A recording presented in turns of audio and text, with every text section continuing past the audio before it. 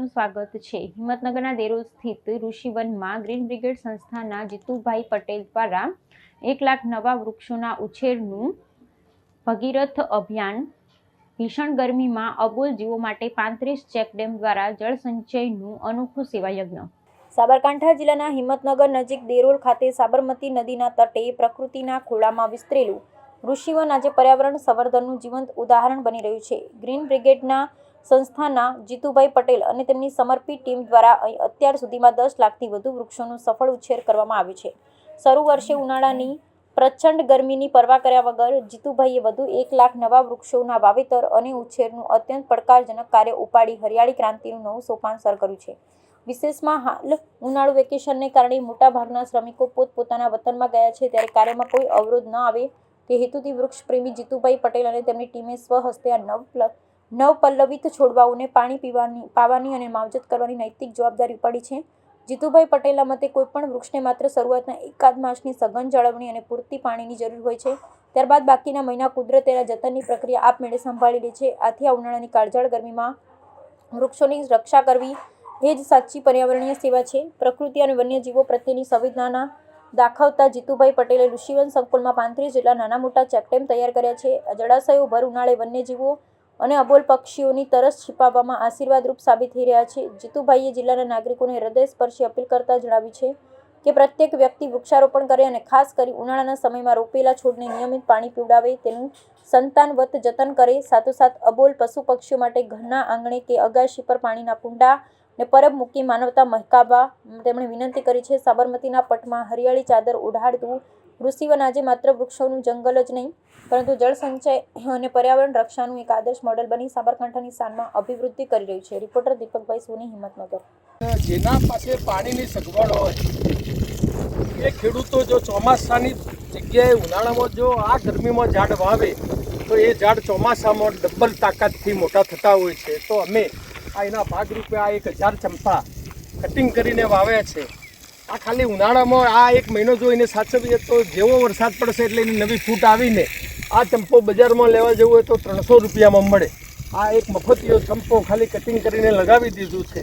હવે ઉનાળામાં એને ખાલી આ પાણીની જો સગવડ મળી જાય તો આ ચંપો 300 રૂપિયાની જગ્યાએ મફતમાં ચંપો આ રીતે ઊભો કરી શકાય। તો ઉનાળામાં આ રીતે તમે 1 મહિનો પાણી એને આપીને નિયમિત, અને જો કોઈ પણ વૃક્ષને જો સાચવવામાં આવે તો એ ઝાડ બીજા બધા કરતા હોય। ગુજરાતના અને પર્યાવરણ પ્રેમીઓને બધાને એક નમ્ર અપીલ છે કે ખરેખર ઝાડ વાવવાવાળા માણસોએ આપણે ઝાડ વાવી તો દઈએ છીએ, પણ પછી આ 1 મહિનો એવો હોય છે એમના માટે, મે મહિનો મેક્ઝિમમ। છેલ્લા 30 વર્ષથી અમે જે પર્યાવરણનું કામ કરીએ છીએ તો અમારો 90% ઝાડ આ મહિનામાં જ બળી જાય। સ્કૂલોમાં અત્યારે વેકેશન પડી જાય, કોઈ પણ પાર્ક હોય કે કોઈ પણ જ્યારે પણ મોટી સંસ્થા હોય એમાં પણ વેકેશન પડી જાય એટલે એના કર્મચારીઓ કે એના કામદારો બધા વતનમાં જતા રહે, અને આ મહિનામાં વધારે વધારે ગરમી પડતી હોવાથી વધારે પાણીની ઝાડની જરૂર પડતી હોય છે। તો અમે આજે અહીંયા 1 લાખ ઝાડ આ પાછળ ઋષિવનના પાછળના ભાગમાં 1 લાખ ઝાડ આ વર્ષે અમે કર્યા છે। તો આ ઉનાળામાં પણ અત્યારે અમે અમારી આખી ટીમ એમાં મેં તો એક જવાબદારી લીધી છે કે ભાઈ 45 ડિગ્રી થાય કે 43 ડિગ્રી થાય કે 47 ડિગ્રી થાય, પણ આ મહિનો તો એમની સાથે રહેવું, અને આ 1 મહિનો જો હું આ ઝાડને બચાવી લઉં તો કુદરત પછી 11 મહિના તો એને સાચવી જ લેતી હોય છે।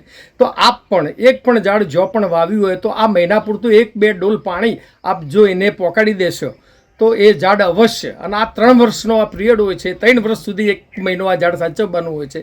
તો સ્કૂલના બધા આચાર્યોને, સ્કૂલના માળીઓને, સ્કૂલના જે પણ શિક્ષકો આ જે સંભાળતા હોય એમને અમારી આ નમ્ર અપીલ છે કે તમે વાવેલા ઝાડને આ મહિનામાં તમે જાતે જઈ અથવા તમારી ટીમને મોકલીને પાણી પાઓ।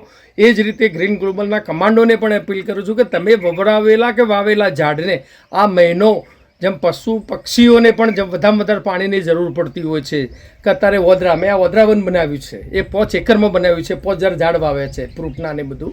તો અત્યારે 1 મહિનેથી હું પણ એ પ્રયત્ન કરી રહ્યો છું કે મેક્ઝિમમ ઝાડને હું બચાવી શકું, અને વધારે પાણીના કુંડા અમે 35 તળાવ બનાવ્યા છે, ચેકડેમો બનાવ્યા છે, અને અહીંયા હજારો પાણી પક્ષીઓ આજે જે જીવિત છે એનું કારણ છે પાણી। જ્યાં પાણી હોય ત્યાં જીવન હોય જ, જળ હોય જીવન હોય, એ ખોટી વાત નથી। એનો નમૂનો આ ઋષિવન છે। તો અત્યારે આ ઋષિવનનું ટેમ્પરેચર ગાંધીનગર અને અમદાવાદ કરતાં 7 ડિગ્રી ઓછું છે અને મહેસાણા જિલ્લાનું ટેમ્પરેચર 5 ડિગ્રી ઓછું છે.